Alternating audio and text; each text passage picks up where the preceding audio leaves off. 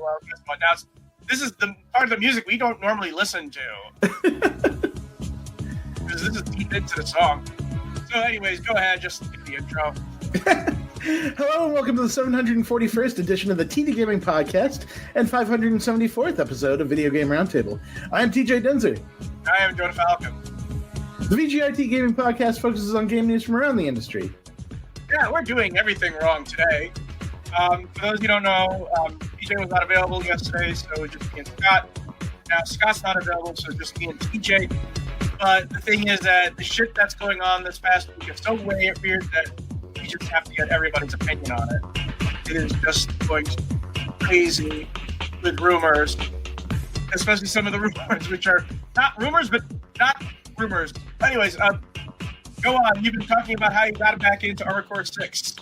Some software has you got these short hairs, don't they? Yeah, so like I've always been a fan of Armored Core 6. I think it's one of the best games that 2023 had. It's like there isn't really a game like that that is just a hardcore mech building single player campaign that feels that good. Armored Core is fast. It feels satisfying when you hit your shots or when you hit like certain weapon attacks. And then they added, like, between when I last played and when I played over break, they added a whole bunch of parts and weapons to the game for free that you can just find now or buy now and put on your mech. And so I had a lot of fun building new builds and trying them out and playing through the story again. Cool.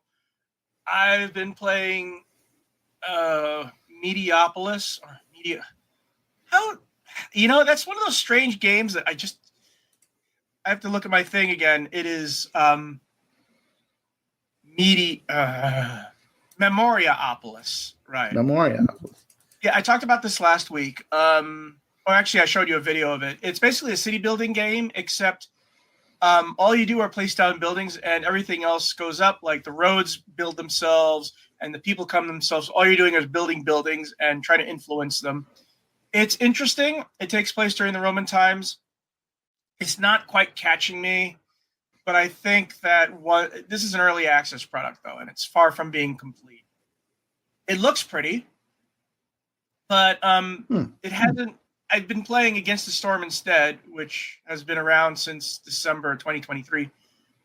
Basically, it's I already talked about it. It's a city building roguelike in which you just want to build a city up to get your approval. Boom, it's done. I'm out. City could do whatever it wants after that. And, it's another game that was never nominated for Best Game because it was released in December. It is addictive when you get into it. I have a friend who's not really into city builders, but I come back a week later, he's like obsessed over it. That kind of game. It's the non-genre gamer game for people, yeah. It sort of reminds me of how Civilization caught me. I wasn't really into that kind of game, and then I played Civilization, and then I was all in on Civilization. All the way back in the early 90s. Anyways, some quick news. The first one is Nintendo breaks its silence on Switch 2 leaks. And it makes this really weird statement. The gaming hardware that Genki is claiming to be Nintendo hardware at CES is unofficial and was not provided to the company by Nintendo. What does that tell you?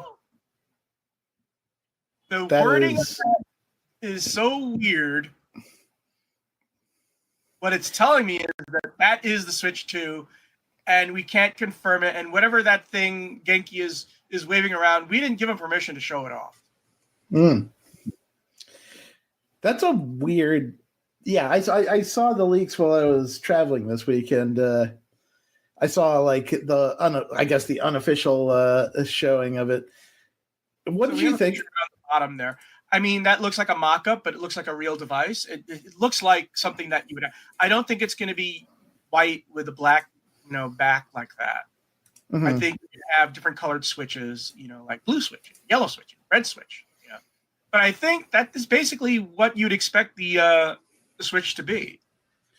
I'm concerned about the fact that it appears that the Joy-Cons don't have a slide hinge this time. You just shove them in, mash them in. And I see a light a groove there. It looks like you just put them right in, and then there's like a release switch that you use to take them back out, which Nintendo isn't like known for durable hardware. So like, I'm a little concerned that that's probably the first thing on those things that is going to break. Well, here's the other thing that's interesting is that a new version of their patent came out, which basically says they have a new upscaling technology to go from 720 to 1080p and from 1080p to 4K. So what it tells me is that the Nintendo store is finally going to have Wii games.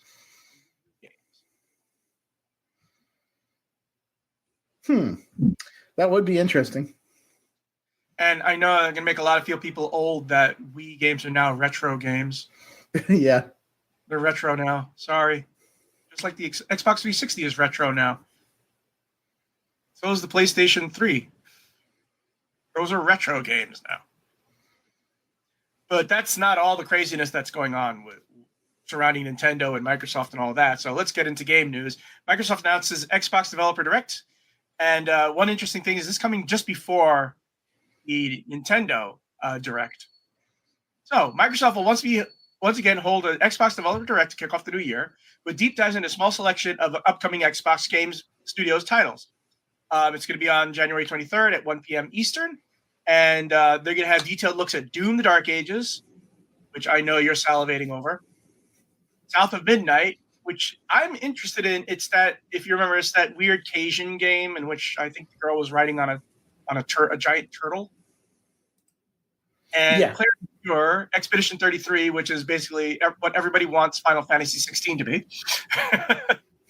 And a mystery fourth game from an unknown studio. Now, the speculation on this was it might be Fable, The Outer Wilds 2, maybe even Avowed, but that's kind of silly because being Avowed is coming out on February 5th, I think. Early February, so I don't know if they would show it off. And some people even said maybe it's a remake of Elder Scrolls 4 Oblivion. But there are new news, we're going to talk about it a little bit later, which are, if true, are more likely to be shown off at Microsoft's Xbox Developer. So tell me, how much are you looking forward to Doom: The Dark Ages? A lot. That game looks awesome every time that it shows up. And like, I got to be at QuakeCon this year, and they had a trailer that they didn't put up online, which showed off a lot of great stuff, including being able to ride on like a dragon type thing with a Gatling gun on its back. There was a giant. That was in a trailer. They had that in a trailer. Yeah, but they took a deep dive into it at QuakeCon, and like I'm talking about, like they didn't show. They did it with the original Doom 2, where they showed it off at QuakeCon, and then they never uploaded it anywhere else. Were you having Panzer Dragoon flashbacks?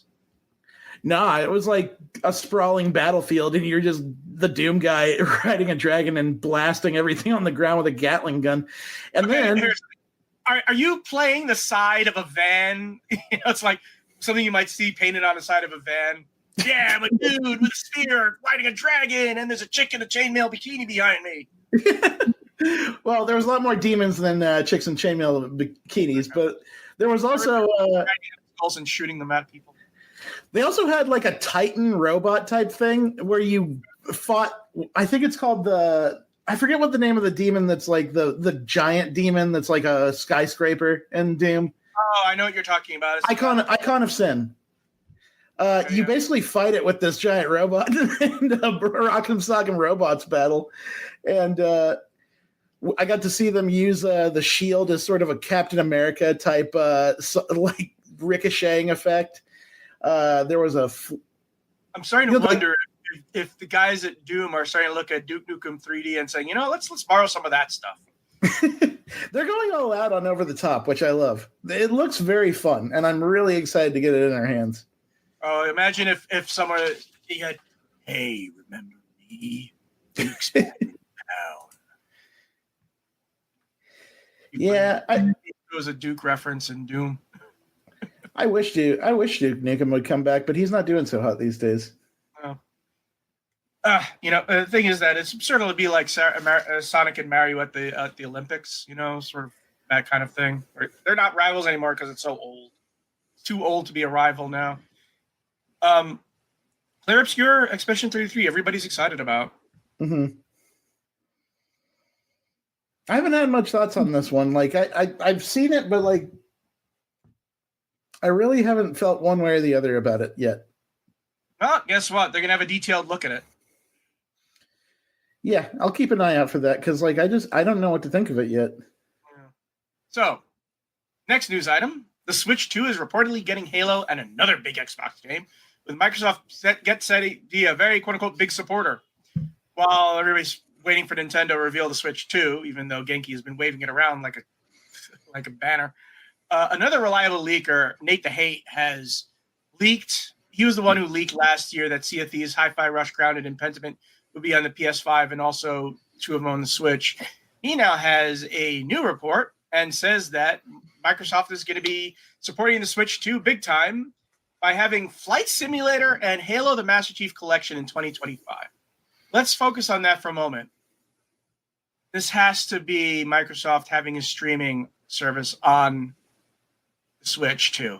I don't care how much more advanced the Switch 2 is. There's no way in hell it's going to natively be able to support Flight Simulator. No way in hell. That has to be a streaming game. Yeah, like I guess the idea would be that you get Microsoft or Xbox Cloud Gaming onto Switch then? I mean, you already have other games that stream onto the Switch. Right? I don't think it's going to be you're going to have Xbox Game Pass on the Switch. But which tells me that Nintendo is going to be beefing up their online, I hope. Because that's one thing that Nintendo has always been backwards on. Everything dealing with online. It's like living in.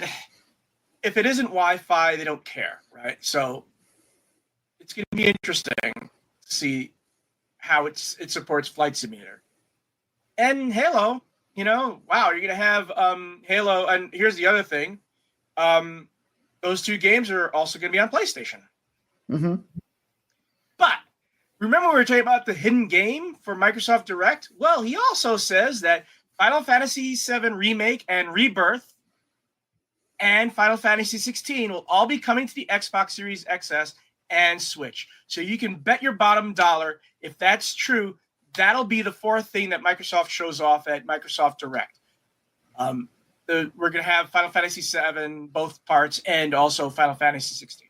That has to be the fourth thing that they're going to show off. Their mystery guest, which will be Square Enix. And by the way, Square Enix and Microsoft have been getting very chummy lately, if you notice. So it makes sense that they would be doing it. Yeah. And I'm really excited. I'm really excited to see like the actual like I know we've got a glimpse of it now, but I really am interested to see what's under the hood of that device for it to be able to, especially if they plan on seriously putting Microsoft Flight Simulator. That one seems the most ambitious to me by far. Especially since, you know, in my view, it's not quite cooked yet. We should have left it for a few more months. Let's talk about Square Enix. Square Enix lost big going single platform. See, here's the thing. Sony made a deal with Square Enix to bring Final Fantasy VII and Final Fantasy 16 as a PlayStation exclusive. I think somewhere in that agreement was a line that if those two games did not make this amount of money, they would become multi-platform. I think that's what happened. I think the fact that neither game sold well enough for Square Enix to keep it single platform. And here's the thing: Square Enix realized a couple of months ago we can't do this. We have to be big on multi-platform. And with MLB being on the Xbox and Microsoft deciding, you know, some of our biggest IPs we think are going to be, you know, a lot of them are live service games like Grounded and Sea of Thieves. They're becoming less and less. I think they have the idea that, you know what, if you have a PlayStation and you have to pay to play Final Fantasy 16, but people on Game Pass don't have to play it, which system are you going to go with? And also, there's another news later about something else that they're talking about, which we will get to. I think Microsoft is basically banking everything on being, well, you can pay for it there, but you don't have to pay for it here. Yeah, and like I agree with you that like Square Enix has probably learned their lesson at this point, as far as like it was so silly to like make a sequel to a game single platform after the previous one was in a couple places. Yeah. And making people wait on that is just ridiculous. It's not fun. It's not fun to see, like, go online and see other people get to continue a story. I don't think they were going to make people wait for it. I think it was going to be a Sony. Here's the thing. Microsoft, remember, when they were talking during the acquisition of Activision Blizzard, they talked about how Final Fantasy VII and Final Fantasy 16 would never, ever, ever be on Microsoft. Right? And they wouldn't lie about that. I think there was some sort of agreement made between Sony and Square Enix that said, this isn't working out. We're not making any money off this. You got to let us do this platform. And Sony thought, well, you know what? It was enough time on exclusivity. We already got the buzz for it, so who cares? It's sort of like with Cuphead. Cuphead was released on PlayStation 5 2.5 or 3 years after it was released on Microsoft, and a year after it was released on Switch. Did anybody really care? I don't think so. So I think now publishers are trying to get into the mindset of it isn't exclusivity, it's who gets to have limited time exclusivity. Or, in Microsoft's case, who has to pay for it. Because they may release, they're releasing Doom on PlayStation 5, but remember, it's first party, which means everybody who has Game Pass is going to get it essentially for free. As part of their subscription. That's hella attractive. Yeah. They sell it on Steam too, but guess what? There's no Game Pass on Steam.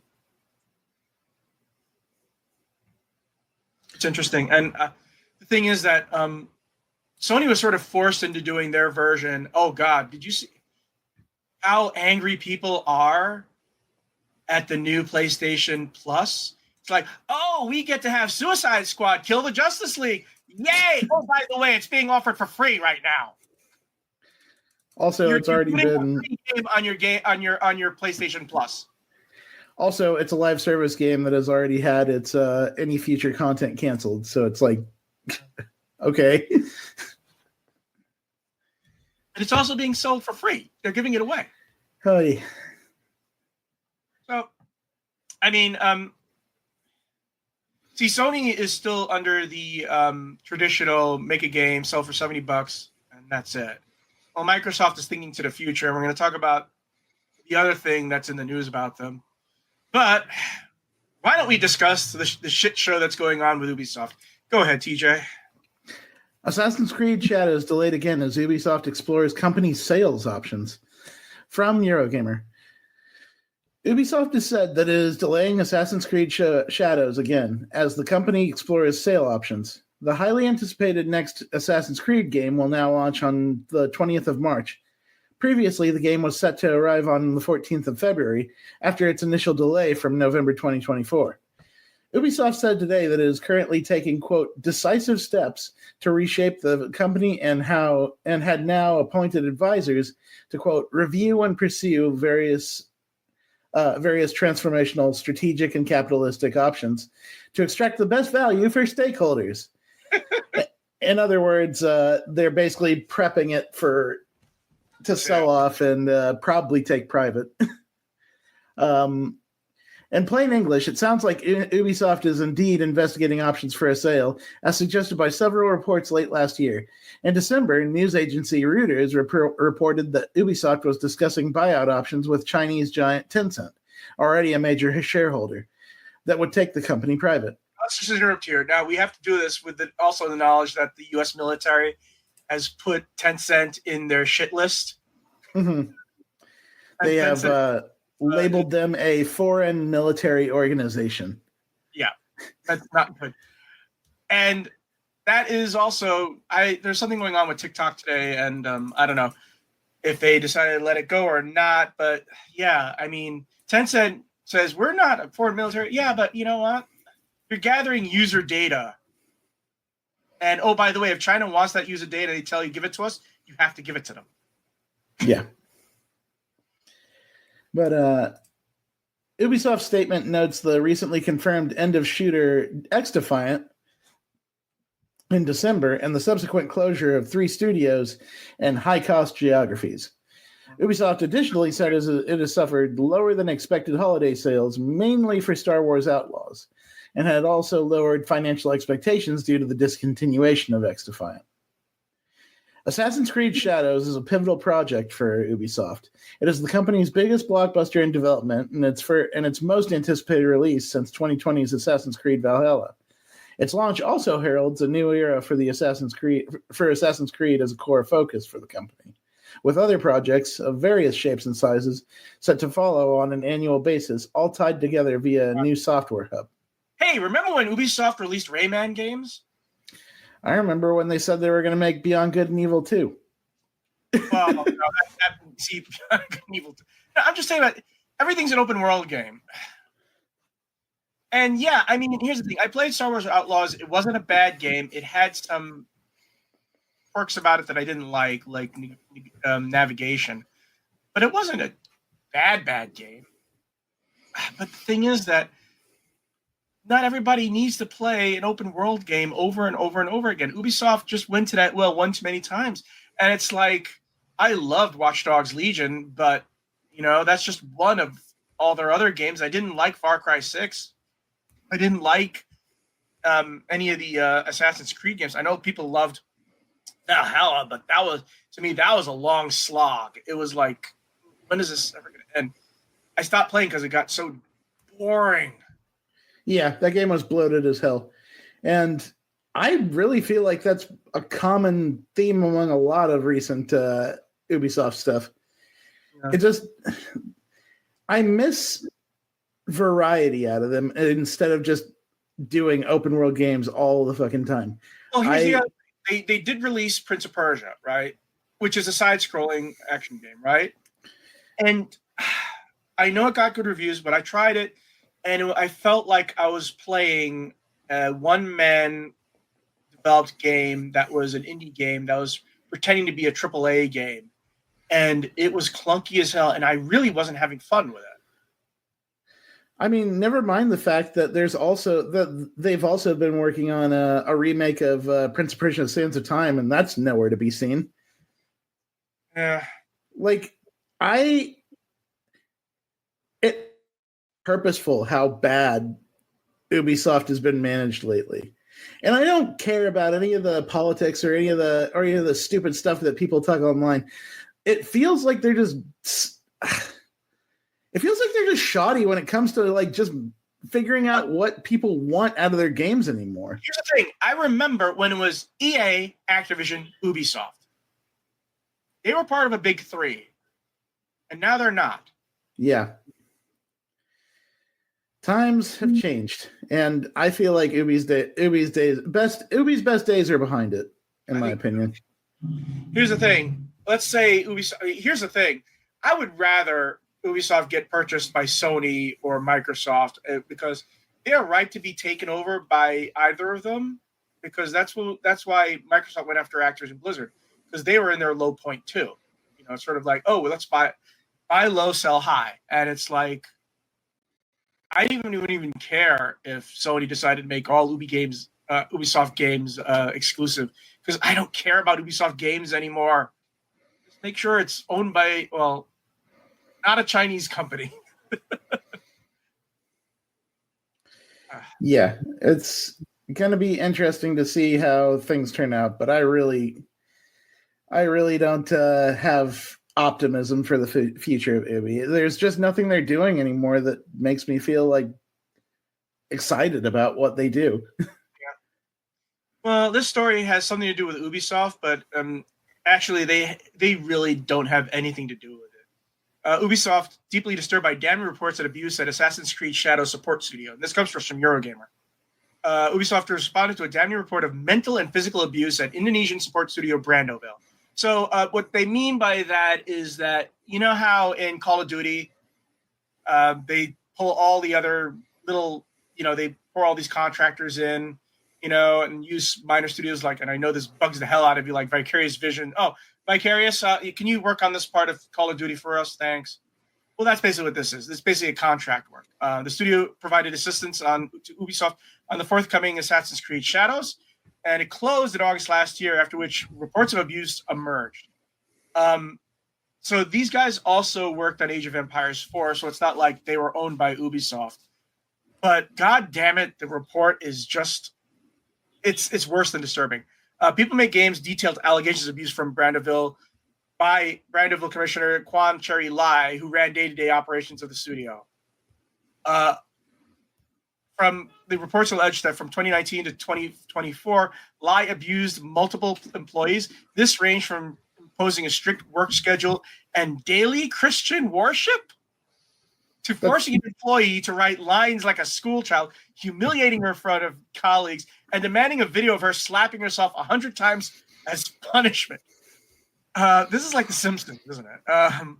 Even worse, other abuse includes controlling the finances of employees and overworking a pregnant employee whose prematurely born son sadly died after 4 months. Jesus Christ. Of care. That's ridiculous. That is so ridiculous. Can you imagine? Let's just go. Can you imagine you're being forced to have daily Christian worship? If I had a kid that died because of being overworked by someone, I would probably do something terrible. This is cartoonishly bad. That guy deserves to be in prison. Jesus, that's so ridiculous. Yeah. That guy not only deserves to not work in the industry ever again, that guy deserves to be in prison. It reminds me of Japanese and manga and anime. And it reminds me of this one. I don't know if he was a writer or an artist or both. He did manga for Shonen Jump. Was it Shonen Jump or was it for animation? They're both the same. Stuff that isn't Shonen Jump appears later.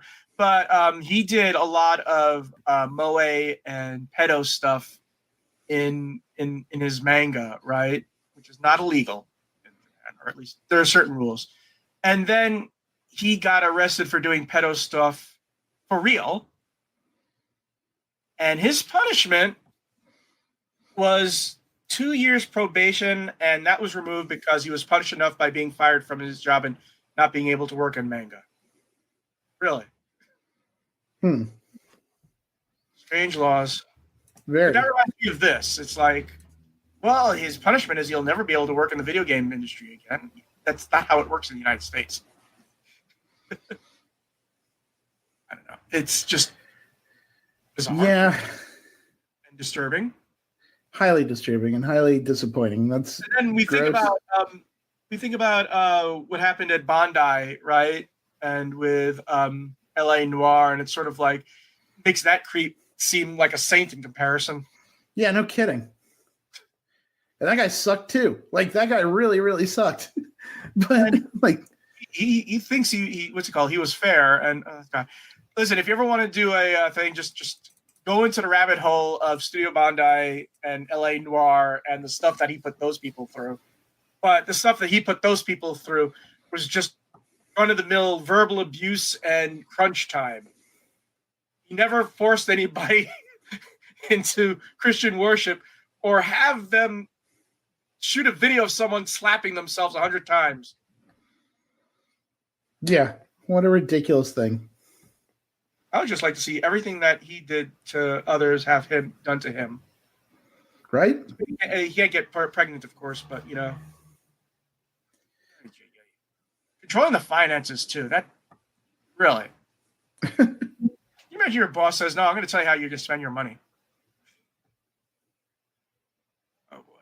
Anyways, last item, and go ahead. Microsoft says handheld gaming PC should bring the best of Xbox and Windows together. The future of Microsoft's handheld gaming plans includes a marriage between the best of Xbox and Windows. That's according to Microsoft Xbox's hardware veteran, Jason Ronald, who also teased that the company would have a lot more to share later this year on what exactly its Windows-powered handheld vision might look like. Xbox boss Phil Spencer, who has spoken repeatedly of his desire for Microsoft to launch an Xbox handheld, said in November that such a device was likely still a few years away. While we wait for more on Microsoft's handheld plans, further Switch 2 leaks have continued to paint what looks like a pretty accurate picture of Nintendo's next handheld console. Yeah, we talked about that. Here's the thing. Phil Spencer is lying. I don't think he means a few years away. I think he means next year. Yeah. Here's the thing. We've already had an Xbox handheld. It's called an Android. Mm-hmm. And at this point, the blueprints are out there for the design is out there. Everybody's jumping on board with this. Lenovo has one. Logitech has one. Let's see. I mean, Steam obviously has one because they were the ones who kind of started the trend. But no, the thing is that they also. Here's the thing. They had those controllers, and I have one. It doesn't fit my new cell phone, so I have to get something else if I want to do it. That basically added an Xbox controls to my Android. As a matter of fact, you've had that before when people wanted to play Apple games, right, using a controller. So it's nothing new. What I'm guessing it'll be is that it'll be a tablet, much like the Switch. It'll have Wi-Fi and 4G options. It'll come with a controller built on the side, just like the Switch, and it'll stream games to the controller. Now the question is, would it also have storage? And I'm willing to bet you the answer is no. I think what Phil Spencer is thinking of is when will it be technologically ready for us to have a streaming controller? And the thing is that, I can't really see any handhelds coming out that aren't streaming controllers. I mean, streaming consoles. The Switch is probably going to be the last in which, you plug in a SD card or something like that and have physical. I think from the future after that, you're not going to have that at all. It's going to be completely wireless. Yeah, I can believe that. It's going to be interesting to see for sure, but it is also just kind of weird that Microsoft is, after everybody else has kind of done a version of the Steam Deck at this point, it feels like this should have happened sooner, right? No, but here's the thing. The Steam Deck is on a PC, right? And a lot of people play very specific games on their PC, right? You're not going to play Civ 6 on your Steam Deck. So, you can try. It's not going to be a fun experience. But what happens is that this handheld will be a Game Pass machine, and all the Game Pass games will stream through through it. And you want to know something? I'm willing to bet you that their number one thing is that they're going to be able to have this at an ultra low price, say $199. That's ambitious. But the reason they can do that is that it's not the hardware that's making them money. It's the Game Pass that's making them money.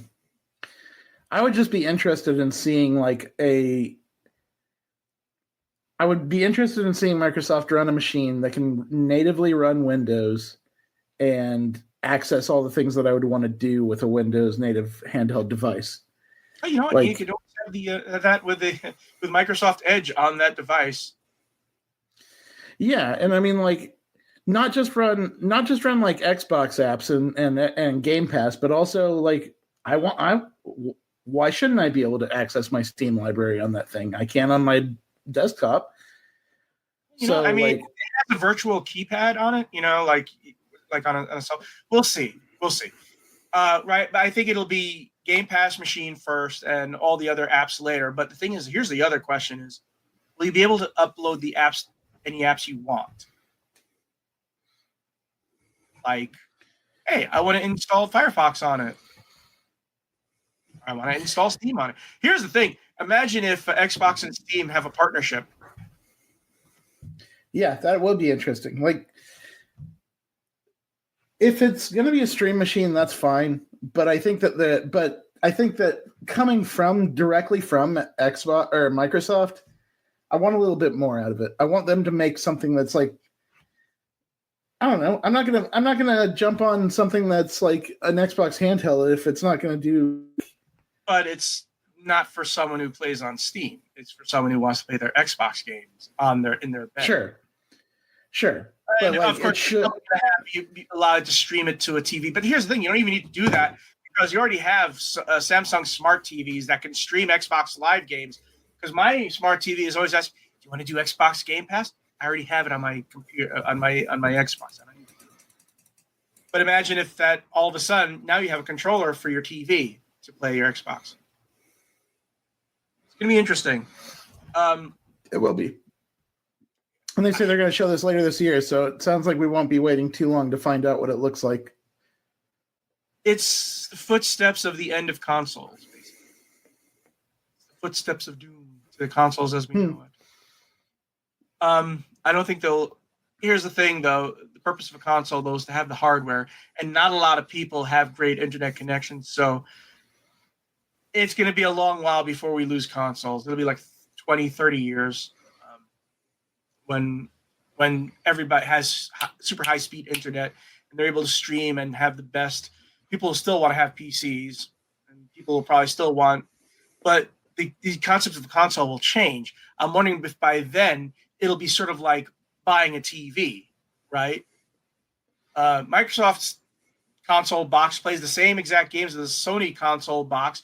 Which one is doing it better? They did that with the CDI. Remember, the CDI had multiple publishers. I think Panasonic, Gold Star, and someone else all made their versions of CDI. It was an open source thing, and I'm wondering if that's what's going to happen, sort of like a PC. You know, you can build a PC here, you can build a PC there. It's strange. But of course, we're ignoring Nintendo. I think Nintendo has always viewed the Switch and their consoles as toys, so they may never change. Oh, that reminds me. Do you want to talk about the new version of the Atari handheld that's coming? Oh, no, I hadn't seen it. So it's like the previous one, except this time it has a trackball and a paddle on it. And I'm sold because, you know what? If you want to play Tempest, Breakout, Arkanoid, or Kaboom, you need a paddle. I'm sorry. A mouse doesn't cut it. Analog stick doesn't cut it. You need to be able to do that paddle, right? Going back and forth. Because if you play Tempest and you don't have the paddle, you're not really playing Tempest, are you? And the same thing is with Missile Command and Food Fight. You need the trackball. Trackball is fun. Interesting. Well, that should be fun. Here's the thing, though. I love the Atari 2600. I owned one at launch. And I played a lot of games on it. I have no interest in playing Atari 2600 games anymore. I'm sorry, but I'm not. Adventure, Superman, whatever. No. What I would like them to see is if you're going to include the Atari 2600 games, I would also like to see Atari 5200 games, Atari 7800 games, and direct arcade ports. Because I don't want to play the 2600 game version of Crystal Castles. I want to play the arcade version of Crystal Castles, right? Mm-hmm. Which is interesting, they also listed a lot of games that were not Atari games, like Mr. Do. Mr. Do and all these Universal games. And I love the Universal games, by the way, like Ladybug and all that stuff. So we'll see. I want to see what the games are, but if it has a paddle and a trackball, I am sold. It'll probably be $100. I think it is $100, just like the previous one. I just want to see stuff more than Atari 2600. Agreed. I hope it comes out the way you want it to. Like I said, nostalgia only takes me so far before I get bored. Yeah. Anyways, there was another news. Marvel Rivals already has a higher Steam concurrent player count than GTA 5, Apex Legends, Fallout 4, and Helldivers 2. That game is Marvel's new license to print money.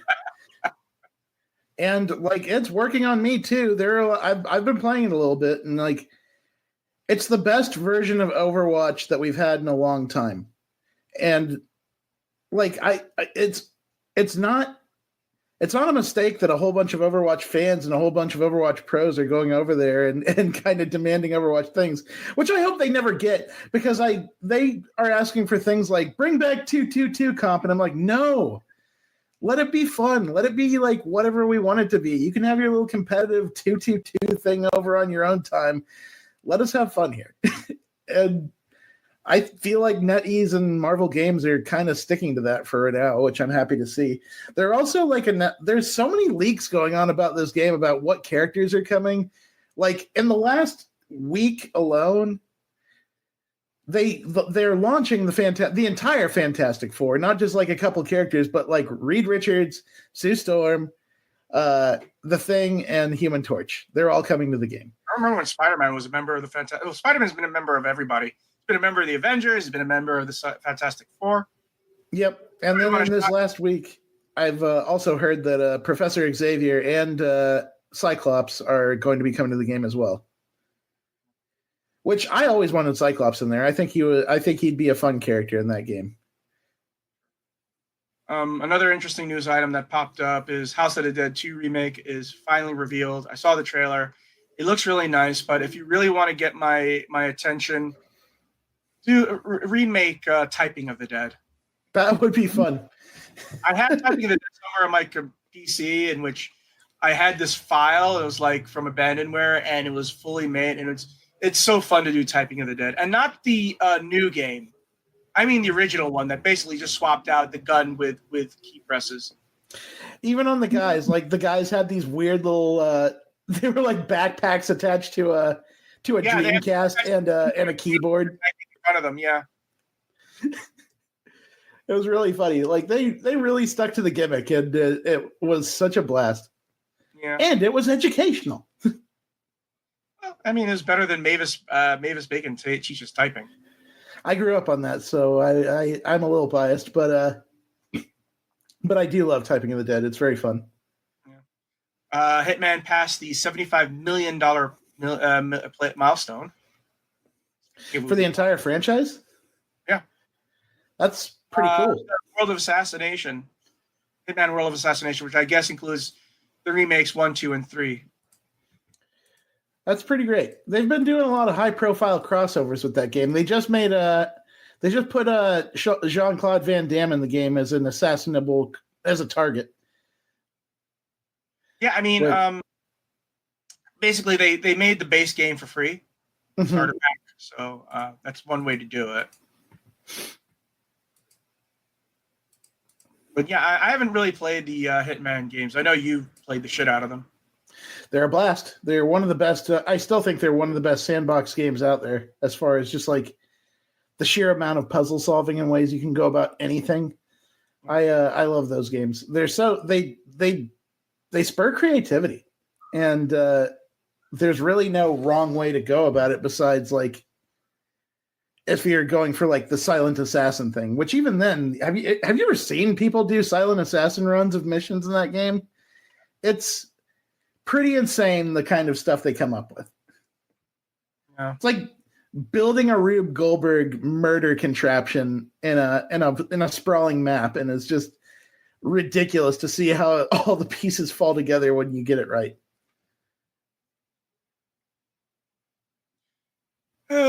Anyways, just one more thing is Civilization 7 has been Steam Deck verified ahead of its launch next month. And you were soured on what you saw about this game last week. Yeah, I'm still sour. I have no interest. Here's the weirdest thing. Who's picking the leaders? I mean, for America, they have Harriet Tubman and Benjamin Franklin, neither of whom led the United States. Right. Benjamin so they were Franklin just like actually opted out of it because he'd rather been an ambassador and fuck French women. But I mean, if Harriet Tubman, then why not do Martin Luther King? He's more of a leader than she was. And also, like, I remember you saying that like you can just take any leader and mix them with any nation now. Hey, you want Gandhi to lead the Chinese? Go right ahead. Or Hatshepsut lead the United States. It's just on one side, I kind of like that you're going to be able to mix and match leader abilities with nation abilities. but I get what you're saying about like context and how weird that is. And thing is that when you make leaders interchangeable and make countries interchangeable, I noticed something about all the leader abilities. They were basically almost all the same. There wasn't really in Civilization 6, you have like one of the Native American things have if you build a city, all of a sudden it spreads out immediately. Or if you're Canadian, you can build farms on snow. You know, you can have all this weird stuff. You can't have that in Civilization 7 because they all have to be able to, you know, you have to have a leader be able to do every single nation. So now what happens is you're homogenizing all the leaders in all the nations. So you could just, they almost don't matter. And that's the problem right there. What's the difference if I'm Egypt or the America? They're not, they basically play the same. It's gonna be really, really weird when somebody picks Gandhi to lead the Third Reich. I don't know. Like what? Like on one hand, I think I'd have to see the leader's abilities, and I have to see the nation's abilities to really decide what I think of it. They're almost all the same. They don't really have any variation in them. But also, like there's got to be more. This game is still not out yet. It's still being developed. It's a month, though. But here's the problem: is that what they're trying to do is make a well-balanced game, and Civilization should not be well-balanced. It should be because you know what? It just stinks of multiplayer and stinks of live service. Civilization 6 flirted with live service with their Civilization packs. You know, this sounds like it's full on live service, and it's gonna be like SimCity 2015. I hope not, because I like Civ, and I don't want it to be like SimCity 2015. Well, here's the thing that all the other Civ killers really haven't really made a dent. I mean, Humankind, which Civilization 7 is apparently copying, really didn't make a dent. Our History Untold, it's okay, but you know, it's like micromanaging hell, right?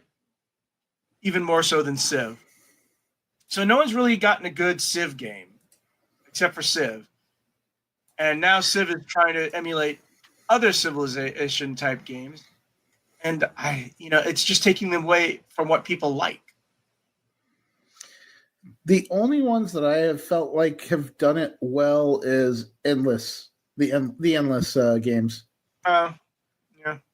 I like Endless Legend. Endless Legend is one of my favorite Civ likes. This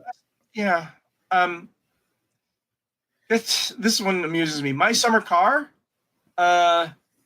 is finally getting released. It's been on early access for 10 years.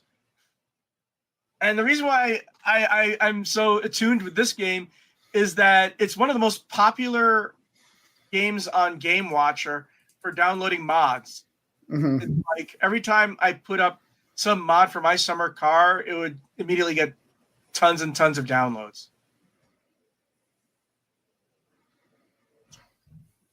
I don't even know if you know My Summer Car.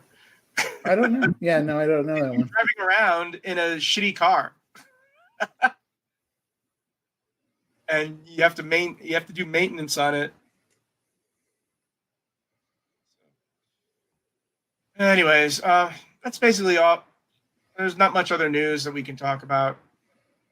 So look for our show notes at gamingpodcast.net, along with the issue news and our gaming history articles. We enjoy feedback, so comments on our blog at gamingpodcast.net. Also, set us up at facebook.com/gamingpodcast. Subscribe to us on iTunes. Leave us iTunes comments. You can find me at Blue Sky at Jonah Falcon. You can find me at Johnny Chugs. And hopefully all three of us will be doing this next week. We will see you then. Have fun. Be cool. Play games, y'all.